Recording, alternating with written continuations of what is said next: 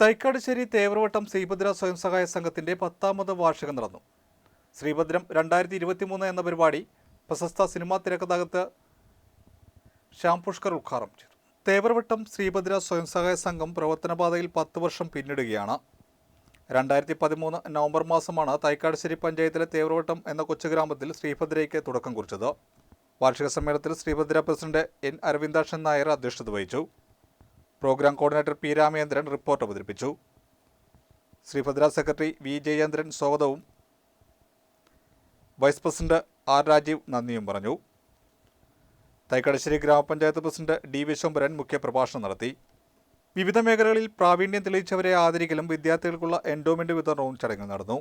തൈക്കാടുശ്ശേരി Sneham charitable trust chairman V N Babu, NSS കരയോം secretary Satheesh Kumar P, Sreebalabhadra SSG Thaikkattussery president professor Govindankutty Kartha, രക്ഷാധികാരി KR Appukuttan Nair, KN Radhakrishnan എന്നിവർ സംസാരിച്ചു. നമുക്ക് ഇപ്പോൾ ചേട്ടൻ പറഞ്ഞ പോലെ ഇത്രയധികം അവാർഡുകൾ കിട്ടിയിട്ടും തുറവൂരിൽ നിന്ന് എനിക്ക് ഇതൊരു സ്വീകരണം കിട്ടിയിട്ടില്ല. അപ്പോൾ അത് എന്താണെന്ന് ചോദിച്ചാൽ എനിക്കറിയില്ല, തുറവൂരുകാരോട് ചോദിക്കേണ്ടി വരും. അപ്പോൾ തൈക്കാടുശ്ശേരിയിൽ നിന്നും കുത്തിയോടുന്നും പട്ടർക്കാട് നിന്നൊക്കെയാണ് നമ്മളെ വിളിച്ച് ആദരിക്കാറും ഇങ്ങനെ ചടങ്ങുകളിൽ പങ്കെടുക്കാൻ ക്ഷണിക്കാറുമുള്ളത്. എന്താണെന്ന് വെച്ചാൽ ഞാൻ പറഞ്ഞു വന്നത് എൻ്റെ ഒരു ദുഃഖമായിട്ടല്ല.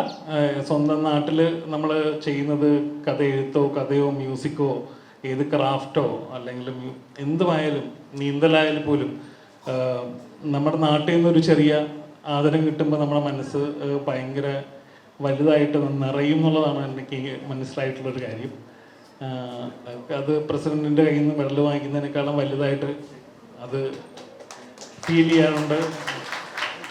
ആ സ്വന്തം നാട്ടിലൊരു കലാകാരൻ ചെറുതാണെങ്കിലും ആദരിക്കപ്പെടുമ്പോഴാണ് ഒരു മനസ്സിന് ഒരു നിറവുണ്ടാവുക, നമ്മൾ എന്തെങ്കിലും ചെയ്തു എന്ന് ഒരു തോന്നലുണ്ടാവുക.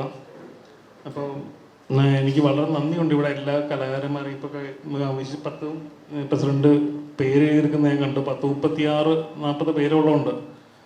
അപ്പോൾ എല്ലാവരെയും അത് ഐഡൻറ്റിഫൈ ചെയ്ത് കൃത്യമായിട്ട് അവരെവിടെ വരുത്തി അവരെ ആദരിക്കുക എന്ന് പറയുന്നത് ശ്രീഭദ്രയുടെ ഭാഗത്തു നിന്നുള്ള വലിയൊരു ബുദ്ധിമുട്ടുള്ളൊരു പരിപാടിയാണ്. അതവരെ ചെയ്യുന്നു എന്നുള്ളത് എനിക്ക് സന്തോഷം ഉണ്ടാക്കുന്ന കാര്യമാണ്. എനിക്ക് ഈ ചാരിറ്റബിൾ ട്രസ്റ്റിനെ പറ്റിയിട്ട് കഴിഞ്ഞ ദിവസം 1 മാസം മുമ്പാണ് കേൾക്കുന്നത്. എൻ്റെ കൊച്ചനും എൻ്റെ അമ്മയും വിളിച്ചു പറഞ്ഞു നല്ല ആൾക്കാരാണ്.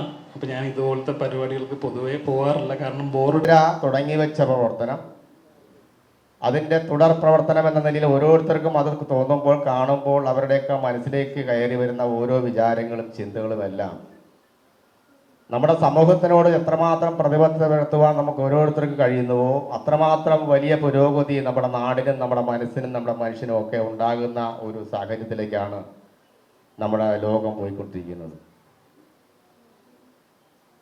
നമ്മുടെ ശ്രീഭദ്രയുടെ ഞാൻ പറഞ്ഞത് ഒരിക്കൽ നേരാണ്. അയൽക്കൂട്ട തലത്തിൽ ഇന്നിപ്പോൾ ഞായറാഴ്ച ദിവസങ്ങളാണ് എല്ലാവരും കൂടുക. എല്ലാവരും ഞായറാഴ്ച മാറ്റി. എന്താണ് പ്രധാനപ്പെട്ട ഒരു കാര്യം? ഞായറാഴ്ച വൈകുന്നേരം കൂടുക എന്ന് പറഞ്ഞാൽ തന്നെ വലിയ മോശത്തരത്തിലേക്ക് കാര്യങ്ങൾ പോകുന്നുണ്ട്. പക്ഷെ ഞായറാഴ്ച കൂടുവാൻ നമുക്കൊരു അവസരം കിട്ടിയാൽ അത് നല്ലൊരു സമയമായി മാറുകയാണ്. തെറ്റായ സന്ദേശങ്ങൾ നൽകുന്ന ഒരുപാട് പ്രവണതകൾ നമ്മുടെ സമൂഹത്തിനാകെ നമ്മൾ കാണുന്നുണ്ട്. ഇതെല്ലാം പരിഹരിക്കുവാൻ നമുക്ക് ഓരോരുത്തർക്കും കഴിയുമ്പോൾ നമ്മുടെ സമൂഹത്തിനെ നേരായ വഴിയിലൂടെ നയിക്കുവാൻ നമുക്ക് ഓരോരുത്തർക്കും കഴിയും. ഇന്നിപ്പോൾ ഇവിടെ 25 പേരുള്ള ശ്രീഭദ്ര സ്വയം സഹായ സംഘ ഗ്രൂപ്പിൻ്റെ ആ 25 പേരുടെയും ഒരു മനസ്സായിട്ടുള്ള പ്രവർത്തനം കൊണ്ട് മാത്രമാണ് ഇത്രയും മുന്നോട്ട് പോകുവാൻ ഇവർക്കായത്. ഇവരുടെ ഓരോ പ്രവർത്തനവും ഒരു പത്രത്തിലും ഞാൻ കണ്ടിരുന്നില്ല.